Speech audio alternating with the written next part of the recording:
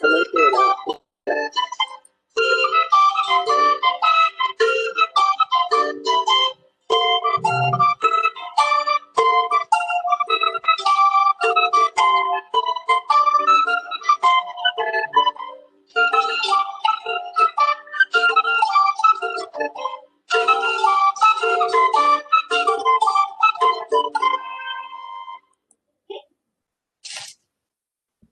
Muy buenos días. Vamos a dar inicio a la clase de hoy que corresponde al tema de la escolástica en la filosofía medieval. Entonces, bienvenidos a la clase del día de hoy. Está siendo transmitida también por el canal 40, el canal comunitario, para los estudiantes del grado 10º. Para comenzar, entonces, estábamos escuchando una pieza musical de la época medieval. Ahora vamos a ver un video muy corto de 4 minutos 15 segundos que nos explica de manera muy amplia y coherente el significado de la escolástica. Pensamos en la Edad Media como una edad oscura, subida religioso. Lo cierto es que no fue tan así. Hubo grandes sabios como Sherman, Averroes o Avicenne, o incluso Maimónides, como el líder y su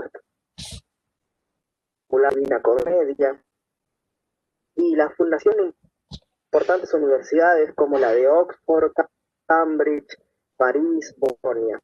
Es que en realidad ya no es una media latina, sino de la península ibérica, la influencia del Islam, se va a introducir también la tradición judía y la tradición musulmana, y obviamente la recuperación de la tradición griega. Las cosas, el tema principal escolástica de la filosofía medieval es la conciliación entre la fe y la razón, es decir, la teología y la filosofía.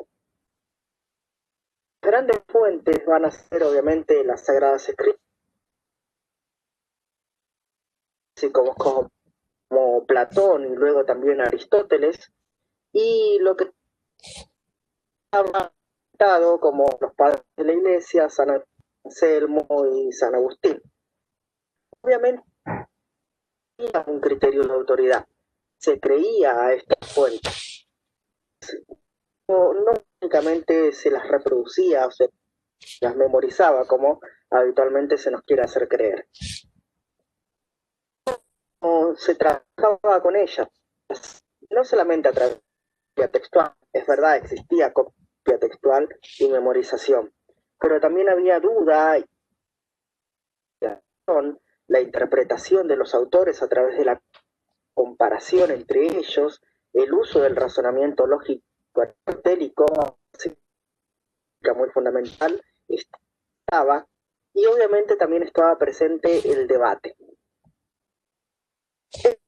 El método escolástico es fundamentalmente un método de enseñanza que consta de una es la lectio o lección, diríamos hoy en día, en la que el maestro exponía los textos y los comparaba con sus principales textos relacionados. Y la segunda parte, la más importante, era la cuestión, en la que se debatían los no tenían resolución, tipo de dilemas y dudas que había en los estudiantes. La cuestión es que los estudiantes pudieran docente. Y muchas veces esta un debate, es decir, una cátedra exponía algo y otras asistían para criticar, debatir, pero precisamente lo que acá se generaba era que no buscaban refutar la visión, sino comprender. El momento más de estas cuestiones fue las cuestiones debates, cuando al general podían venir otro tipo de profesionales, los nobles, el clero podía asistir a estas exposiciones y estos debates y construir entre todos un conocimiento. Lo cierto es que los textos habitualmente empezaron siendo comentarios de padres o de los clásicos o de la escritura, y luego fueron evolucionando hacia la sumas, como por ejemplo la suma teológica de Santo Tomás de Aquino, en la que expone de definiciones y relaciones entre definiciones sobre los grandes temas, como si fuera una especie de enciclopedia. Nuestro repaso por el...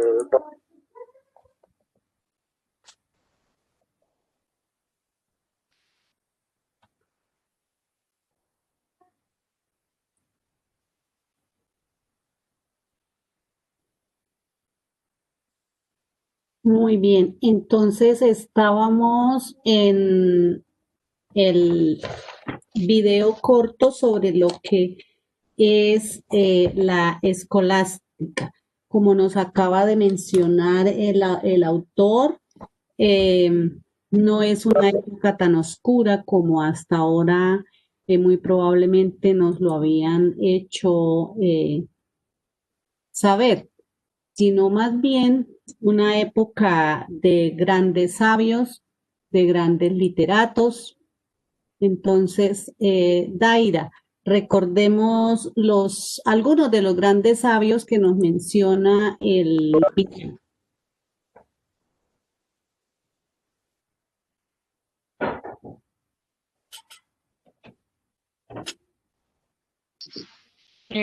Santo Tomás de Aquino es uno de los que nos nombran.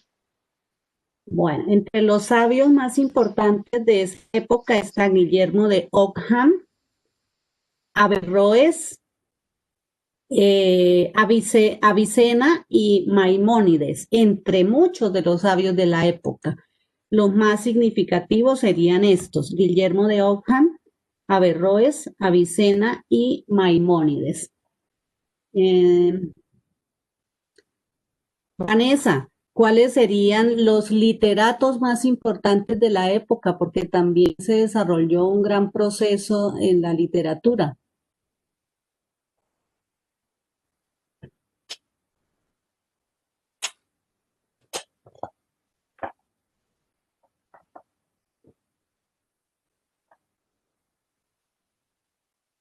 Caterine.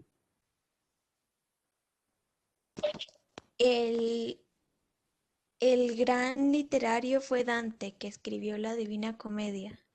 Muy bien. Dante es de esa justa época medieval de la escolástica, y que además la Divina Comedia es uno de los grandes clásicos de esta época. Otro hecho importantísimo de la escolástica es que se dio el proceso de la fundación de grandes universidades como la Universidad de Oxford, la Universidad de Cambridge, la Universidad de París y la Universidad de Bolonia. Fue una época en la que se introducen las tradiciones tanto judía como musulmana y griega. Entonces, también fue a raíz de este hecho una época en que se enriquece la cultura por la introducción de estas tradiciones. Entonces, que el fin de la escolástica era conciliar la fe y la razón, es decir, conciliar los conceptos teológicos con los conceptos filosóficos. Para llegar a este objetivo, para cumplir este fin, pues se tenían unas fuentes. ¿Cuáles eran las fuentes? Por un lado tenían las escrituras y por otro lado tenían los clásicos. Las escrituras donde se trabajaba a San Anselmo y a San Agustín, que ya habían hecho todo un proceso de muchísimos años, y por el lado de la filosofía, pues se trabajaban los clásicos como Platón y Aristóteles, que fueron los dos grandes filósofos que se introdujeron, que se estudiaron en la época medieval. Recordemos que San Agustín hizo el ejercicio de cristianizar la filosofía de Platón y Santo Tomás de Aquino hizo el trabajo de cristianizar la filosofía de Aristóteles. ¿Qué había en esa época? Pues había un criterio de autoridad. ¿Quién tenía la autoridad? Pues la iglesia. Y se creía en estas grandes fuentes, tanto religiosas como filosóficas. ¿Cómo se trabajaba? Que eso es como lo más importante de ese video corto, que se trabajaba a partir de la duda, de la investigación y de la interpretación. Había uso de la razón en cuanto al manejo de la teoría de la lógica aristotélica y estaba presente el debate, o sea, sí se debatía.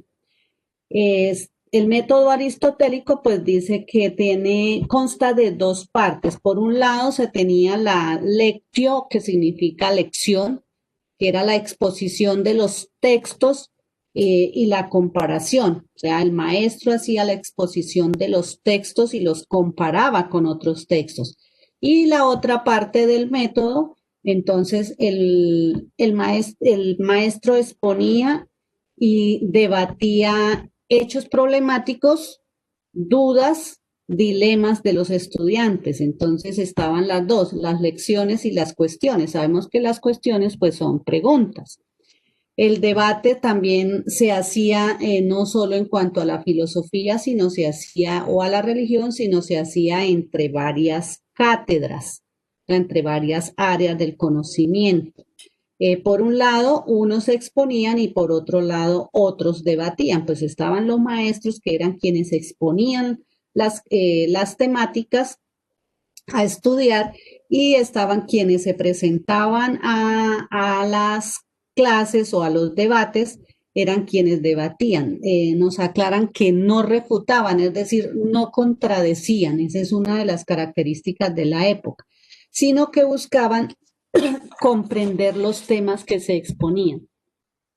Que las clases también eran abiertas a diferentes profesionales. A ellas podían llegar los nobles, el clero en general, todas esas personas que quisieran desarrollar el conocimiento, construir el conocimiento, que entre todos lo construían y que referían las definiciones de los grandes temas. Entonces, como podrán ustedes darse cuenta, eran unas clases muy interesantes y bastante significativas. Ahora vamos a revisar el taller número 15, que es sobre la escolástica medieval, el tema que estamos tratando. El desempeño es el argumento en torno al valor y a la importancia de la existencia de Dios. Una característica de la escolástica, según el video.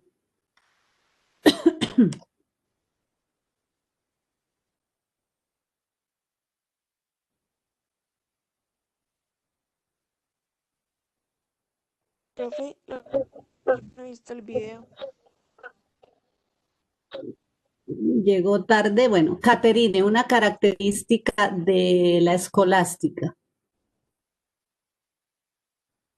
Una característica de la escolástica es que la enseñanza se dividía en dos formas. La primera era la lección, donde se exponían los textos, y la segunda era la cuestio, que era donde debatían dudas y las cuestiones. Muy bien, Caterine. Daira, otra característica de la escolástica, ¿cuál podría ser? Que ellos se caracterizaban por colocar el tema central, la conciliación entre la fe y la razón. Ok. Vanessa, otra característica de la escolástica. importantísima para esta época, ¿cuál sería?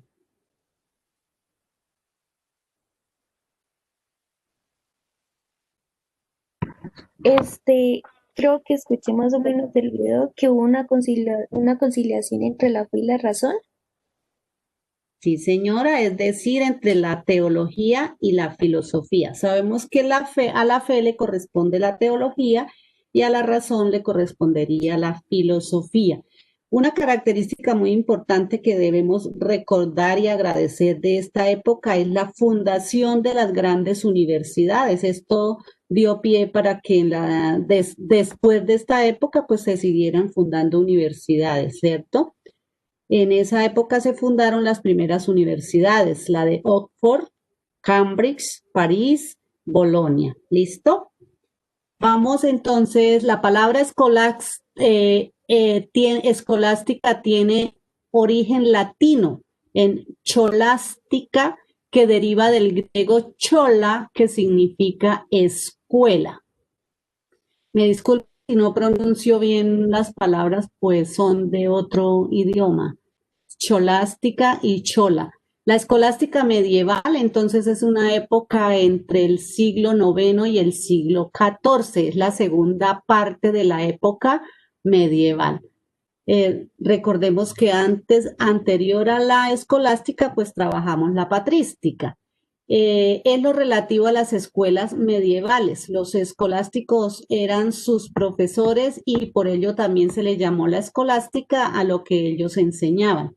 En este sentido, la escolástica medieval se caracteriza por lo que en las escuelas se enseña y cómo se enseña, los métodos de investigación al final del curso o la clase. El profesor entonces representa autoridad y se expresa con argumentos concluyentes. Recordemos que aquí no se trataba de contradecir, sino de construir conocimiento. Se trataba de llegar a conclusiones constructivas a partir de un tema. Entonces, de acuerdo al anterior, le doy un nombre a mi colegio. ¿Cuál sería, Daira?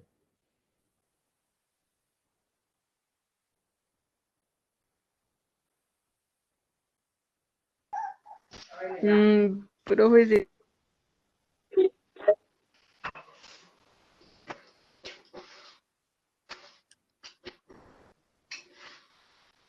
pues no sé. Chola San Antonio, Cholas integrado San Antonio. ¿Cuántos siglos, Caterine, cuántos siglos ha ocurrido de la escolástica medieval hasta nuestra época? Han transcurrido 5 siglos desde la escolástica hasta nuestra época. Desde el siglo hasta el siglo XXI, ¿cuántos serían, Daira?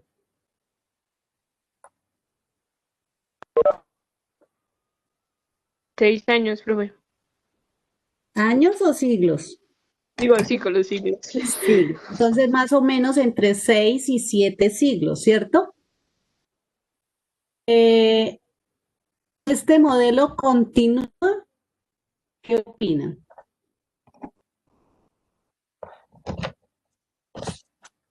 Profe, pues yo diría que sí, porque en los colegios ahora nos enseñan sobre la lectura y también a debatir dudas e ideas entre nosotros. ¿Qué estaríamos haciendo en este momento, Daira?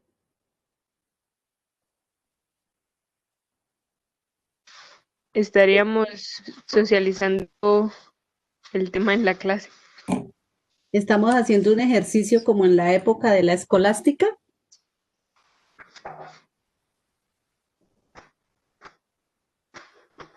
Sí, porque ahí nos dicen que se caracterizaba por la enseñanza y al final del curso ellos también daban sus opiniones.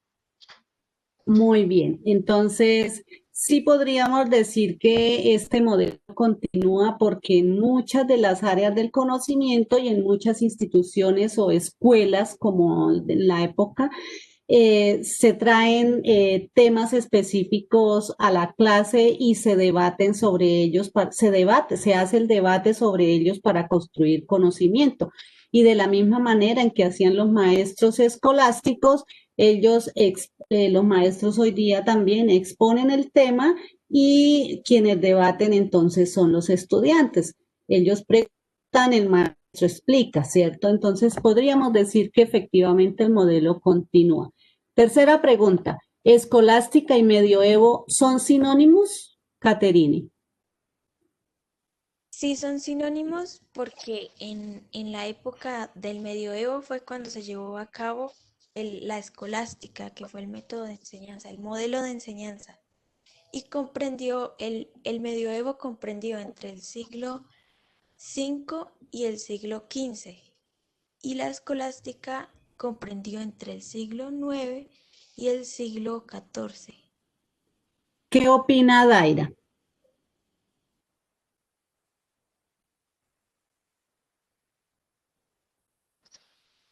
Pues yo digo que sí son sinónimos porque nos dicen que la escolástica se llevó en el periodo del medioevo. Se llevaron pocos periodos de tiempo uno entre el otro. ¿Qué opina José? Vamos a ver si José tiene hoy buena señal. Recordemos que la época medieval va desde el siglo IV hasta el siglo XIV y medioevo se le dice al tiempo en el que transcurrió la época medieval. Y ya hemos trabajado que la época medieval se divide en dos épocas, ¿cierto? La época medieval fue una época grande que se divide en dos épocas, la patrística y la escolástica. Entonces, la pregunta es que si escolástica y medioevo son sinónimos.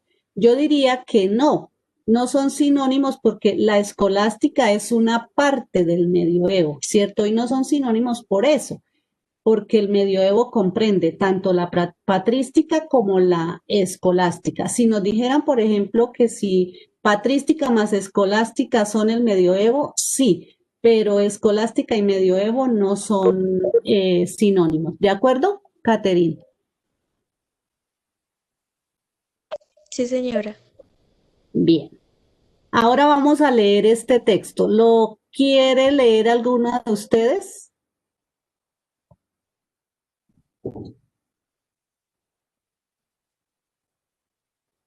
Sí, profe, yo lo leo. Léalo. Características de la escolástica medieval. La principal característica es la preocupación de los escolásticos por integrar el conocimiento ya por el razonamiento griego y la revelación cristiana. La segunda característica es la armonía fundamental entre razón y revelación. La revelación era la enseñanza directa de Dios. Esta tenía para ellos un mayor grado de certeza que la razón natural. La última característica es el sometimiento a las autoridades. Por las autoridades tiende a los del pensamiento de Grecia y Roma y los primeros padres de la Iglesia. El método escolástico posee tres elementos: el uso de la lógica y el vocabulario filosófico de Aristóteles en la enseñanza, la demostración y otro elemento del método es un texto por medio de un comentario de alguna autoridad. Por último, la discusión en debate público. Muy bien, gracias. Entonces, según el texto, ¿cuál sería el pensamiento fundamental sobre las principales características del medioevo?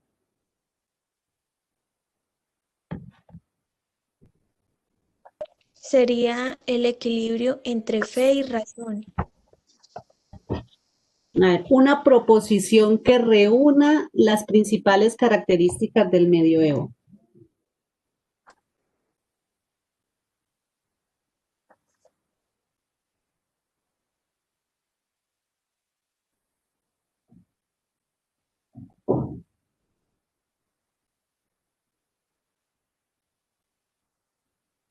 La vamos a construir. Una de las preocupaciones de los escolásticos era integrar el conocimiento adquirido de forma separada por el razonamiento griego y la revelación cristiana, junto a la armonía fundamental entre la fe y la revelación, teniendo en cuenta que la revelación era la enseñanza directa de Dios y que ésta tenía para la época medieval un grado de verdad y de certeza mayor al de la razón natural. Y además estaba el sometimiento a las autoridades, o se aceptaba en gran medida la autoridad. ¿Listo? Entonces debemos construir una proposición que reúna todas las características importantes de la época. ¿Listo? En tercer punto, entonces buscamos un sinónimo para cada una de las palabras importantes del texto. ¿Cuáles serían esas palabras importantes del texto? Preocupación. ¿Qué significa entonces un sinónimo para la palabra preocupación? Inquietud. ¿Cómo? ¿Podría ser inquietud? Un sinónimo para la palabra razonamiento.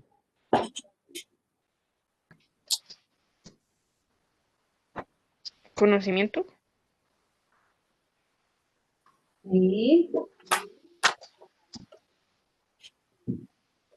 Para principal.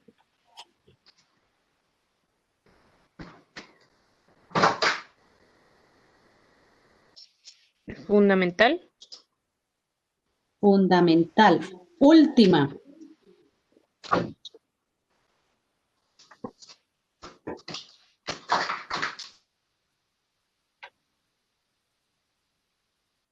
Final. ¿Sería? Sí. Para lógica.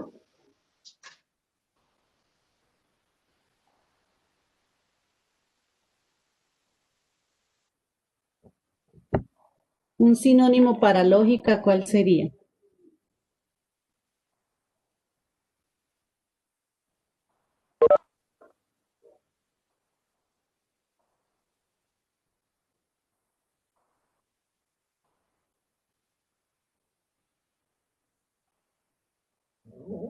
Racional o Racional razonable.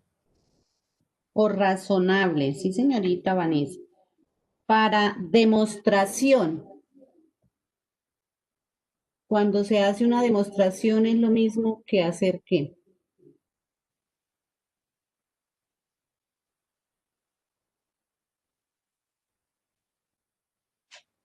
Exhibición. Discusión.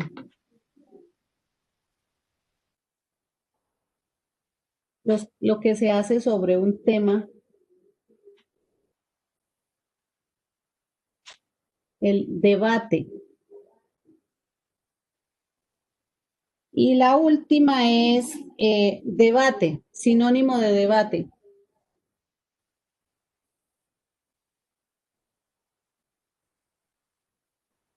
Disputa.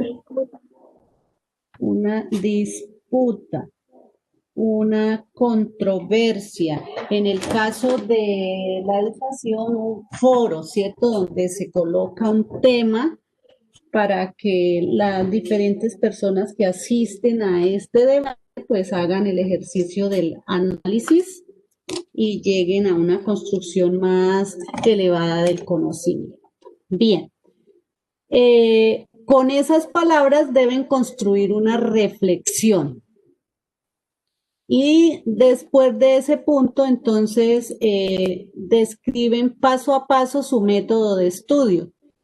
Le dan un nombre y van a escribir por qué lo llaman así. Entonces, por ejemplo, Catherine, ¿cómo podría usted explicarnos en este momento cuál es su método de estudio?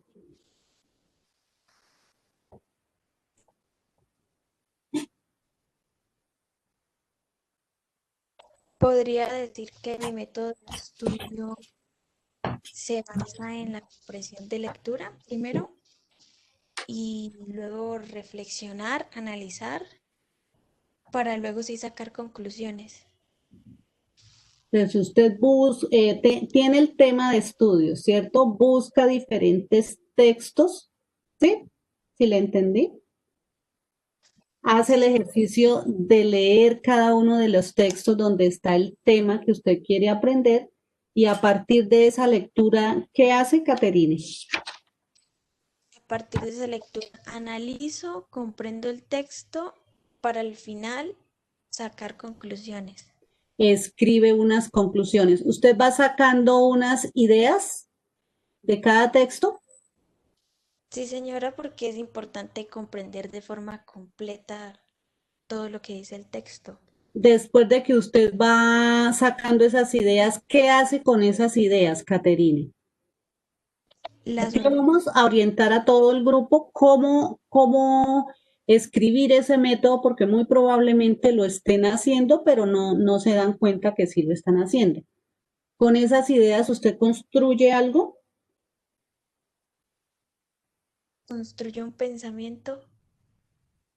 Bueno, si se han dado cuenta, los talleres que trabajamos en ética, religión y filosofía manejan casi la misma estructura de la lectura crítica para construir conocimiento. Entonces, acabamos de hacer un ejercicio, ¿cierto? Acabamos de hacer el ejercicio de buscar el sinónimo de las palabras, ¿cierto? Cuando buscamos el sinónimo de las palabras, ¿qué estamos haciendo?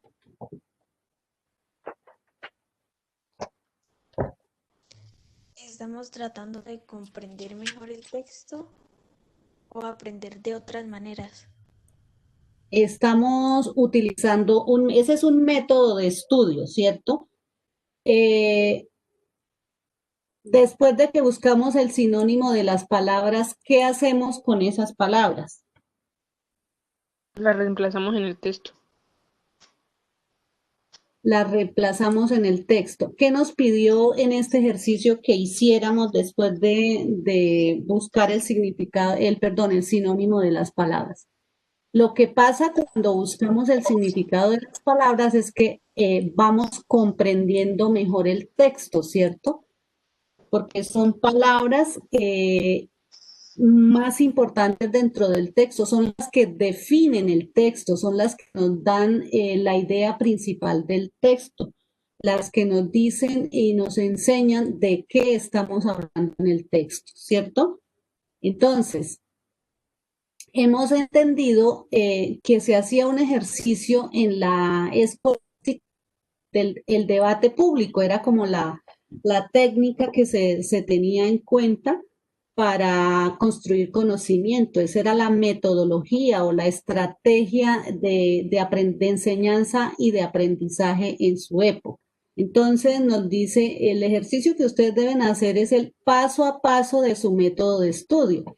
En este caso hemos buscado el significado de las palabras, luego hemos buscado el sinónimo de las palabras, luego con esas palabras debo construir una reflexión, ¿cierto? Entonces, con esas palabras que termino escribiendo, ¿qué es la escolástica, ¿cierto? Esa es una manera de poder comprender lo que estoy leyendo. Tenemos uno de los grandes representantes de la época que es San Anselmo. Dana, ¿quiere leer el texto? Sí, señora. Bueno, San Anselmo. San Anselmo de Canterbury fue monje, destacó como teólogo y filósofo escolástico, doctor de la Iglesia e intentó demostrar con argumentos la existencia de Dios. Su obra Monologion, gran defensor de la Inmaculada Concepción de María y conocedor de las ciencias en su tiempo, fue canonizado en 1494 y proclamado doctor de la Iglesia en 1720. Gracias. Ese es San Anselmo de Canterbury. La filosofía de este gran filósofo se desenvuelve en un momento de bastante inquietud intelectual durante la Edad Media. Y cuando hablamos de bastante inquietud intelectual es que hay muchas personas que quieren estudiar, que quieren aprender, ¿cierto? Influenciado también por San Agustín. Su tema central es la demostración de la existencia de Dios por vía racional. Quería decir, él quería explicar de manera racional la existencia de Dios. Él tiene uno de los textos que acaba de leer Dana, que es el Proslogium. Plantea el argumento ontológico. Cuando pensamos interiormente, o sea, la manera como él quiere explicar de manera racional la existencia de Dios. Cuando pensamos interiormente sobre Dios, caemos en la cuenta de que lógicamente Dios es aquel ser mayor, más allá del cual no se puede concebir otro más grande. Entonces, en palabras de San Anselmo, tú eres algo mayor de lo cual nada puede pensarse. Eso era lo que decía él sobre Dios. Decía, algo mayor a Dios es imposible pensarse. Era la forma racional como él explicaba la existencia de Dios. Explico la relación entre las palabras subrayadas, escribo un artículo de 20 renglones acerca de San Anselmo. Ya les voy a decir cuáles son las palabras. Daira, con sus palabras, ¿cómo, siguiendo a San Anselmo, cómo explicaría usted la existencia de Dios?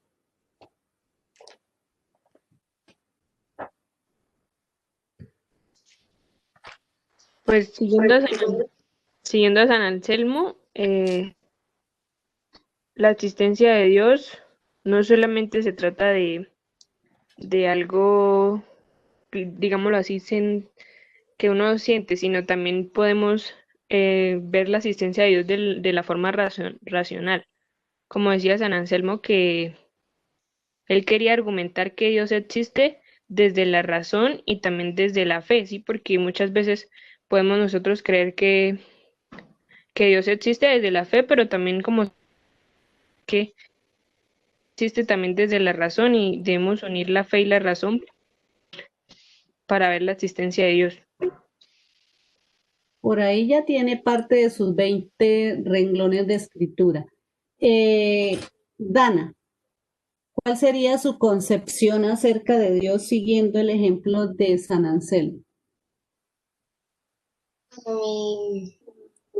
Mi concepción sería,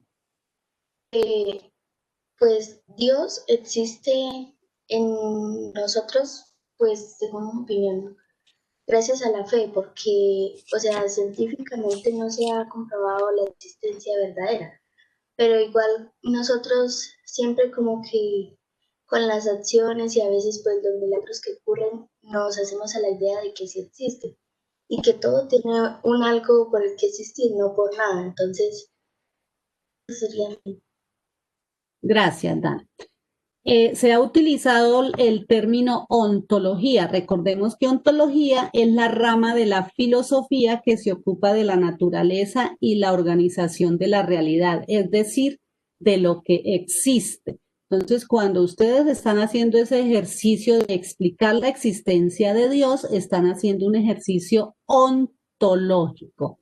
Bien, entonces les queda hacer ese trabajo de explicar en 20 renglones acerca de San Anselmo. Pueden buscar en Google sobre la vida y obra de San Anselmo, que es muy interesante.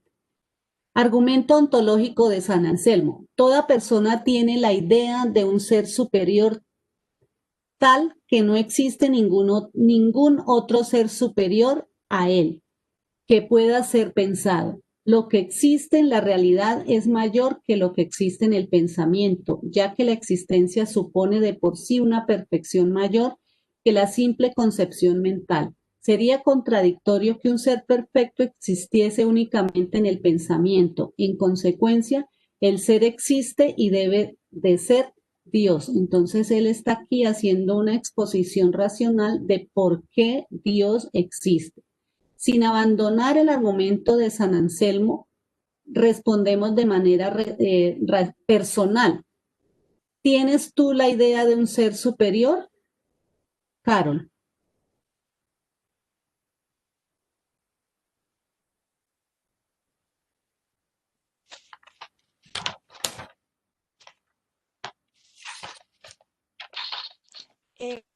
Idea de la existencia de Dios, pues por Él es un ser maravilloso que pues es como un ser superior, ya que pues Él fue el que creó pues todo lo que está a nuestro alrededor y pues a Él.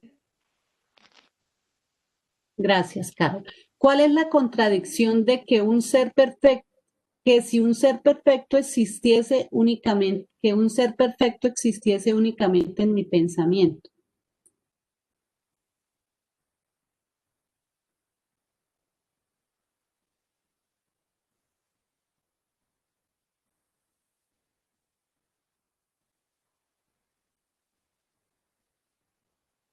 Anselmo dice que sería contradictorio de que solo existiera en el pensamiento, ¿verdad? Que para él reafirmar la existencia de Dios, ¿verdad? Que sería contradictorio que solo exista en el pensamiento de cada uno, ¿no? Entonces él dice que Dios existe en algún lugar del universo, no solo en el pensamiento de las personas.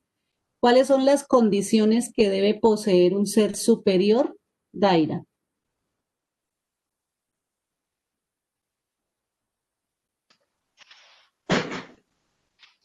Pues las condiciones sería que él, Una perfección mayor, un una amor, realidad mayor.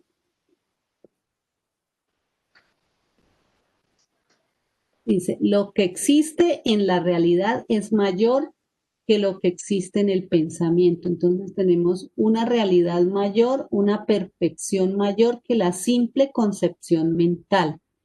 Ahora, lo que hay en común entre la gráfica y los 4 puntos del argumento de San Anselmo, ¿cuáles son?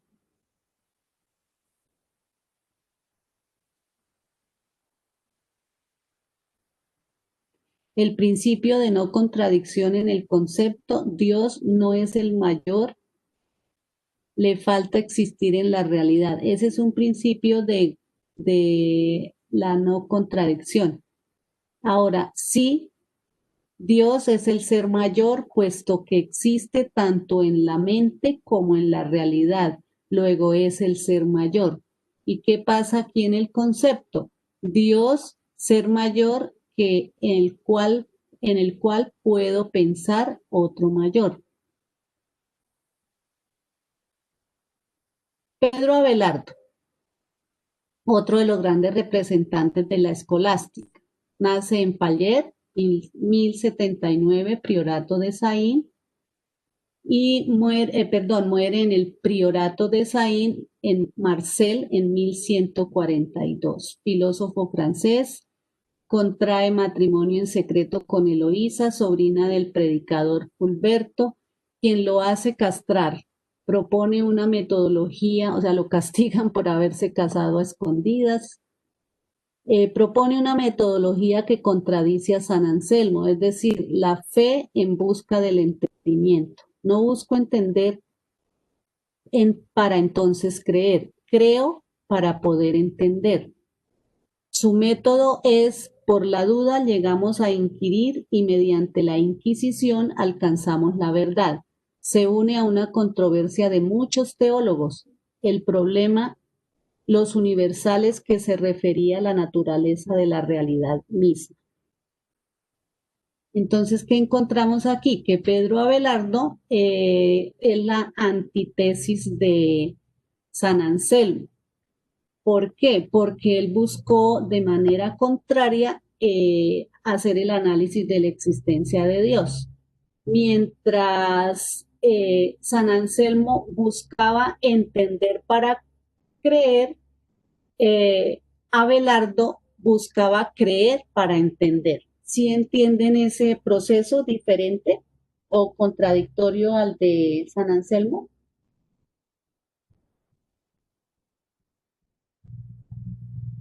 Daira.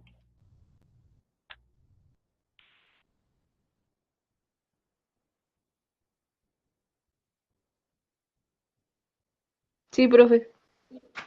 Bueno, ahora entonces nos dice, vamos a buscar un sinónimo para castrar. ¿Ustedes saben qué es castrar? Bueno, los que viven en el campo saben. Sinónimo de castrar. Quitar. Quitar. Otro, ¿cuál sería? Capar, Capar, ¿cierto? Que es quitarle la funcionalidad de los testículos, ¿cierto? Hay algunos animales a quienes incluso se los retiran de su cuerpo, otros sencillamente les cortan sus conductos deferentes para que no puedan engendrar, ¿cierto? Sí, más o menos es el concepto, Dana. sí señora. Bueno, sinónimo, aquí les estoy subrayando las palabras con las que vamos a trabajar. Sinónimo para contradice, contradecir, Refutar, refutar, ¿cierto? Contrariar. Sinónimo para inquirir. Vanessa,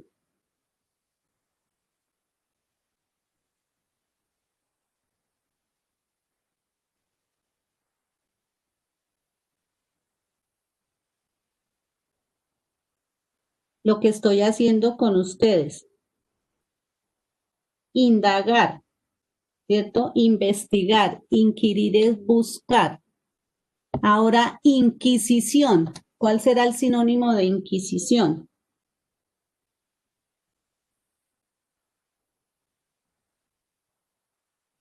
Caterín.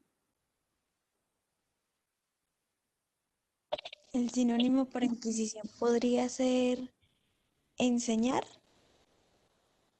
También podría ser investigación, información, averiguación, indagación. ¿Y cuál sería el sinónimo para universales?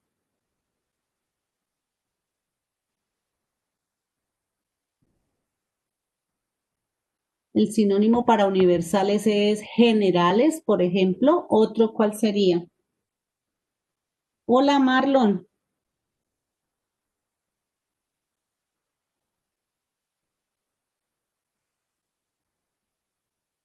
Sinónimo para universal. común, Común, mundial, internacional, pero el que más se adapta es generales. Oye, general para universal, generales para universales. ¿Listo?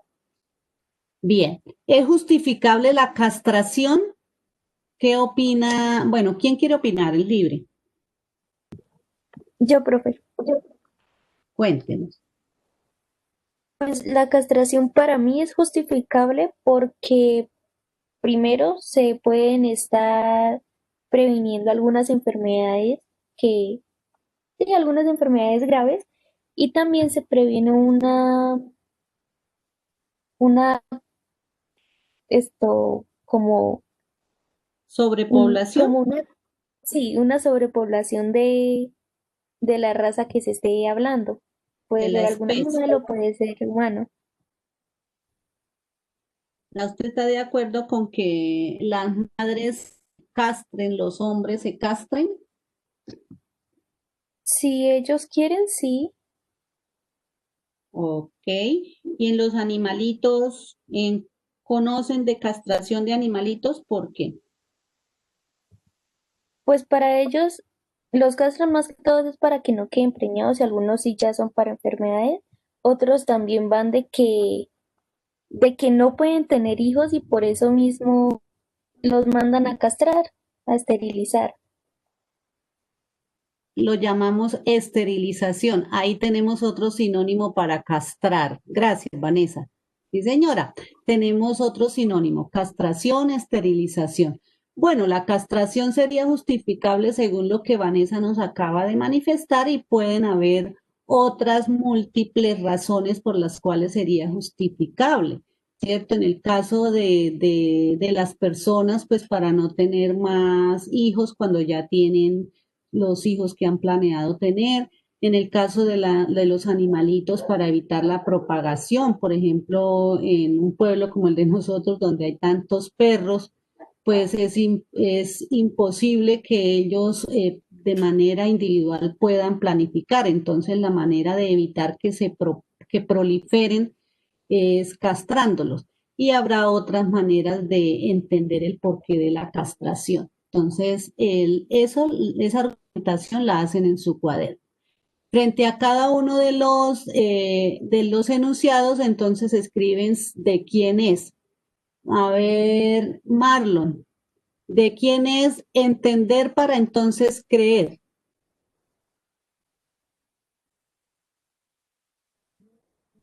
Marlon,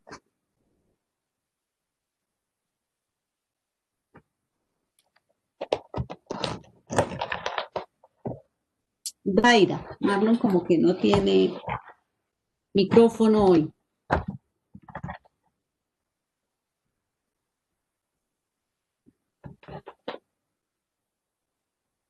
Caterine, ¿de quién es entender para entonces creer? ¿De San Anselmo o de Pedro Abelardo? Pedro. De San ¿Sí? Anselmo. De San Anselmo. ¿Y creo para entender? ¿De quién es? De Pedro Abelardo. Muy bien, de Pedro Abelardo. Ahora vamos sobre los universales. Una de las preguntas que genera una gran controversia en el medioevo es, ¿qué constituye lo que es real?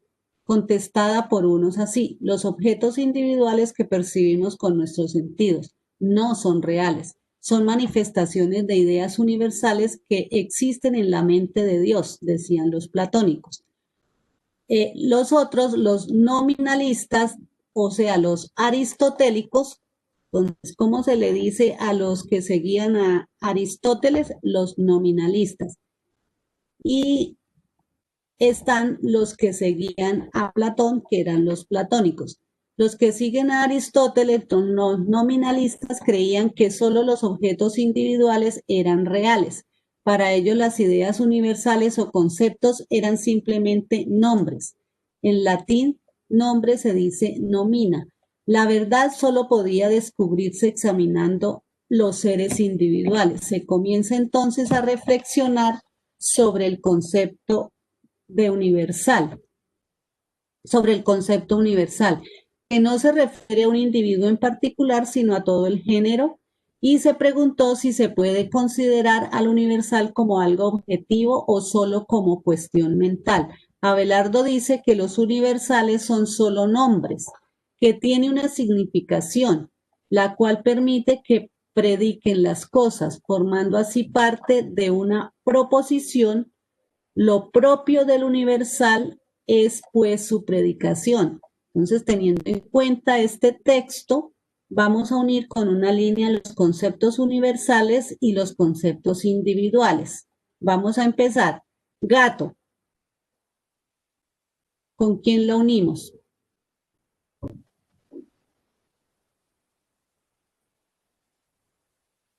¿Con universal o con individuales? Con universal. Pero, ¿con quién la unimos? Con individuales. Ahora, gato universal, ¿con quién lo unimos? Con hombre. Pedro individuales, ¿con quién la unimos? Con Félix el gato.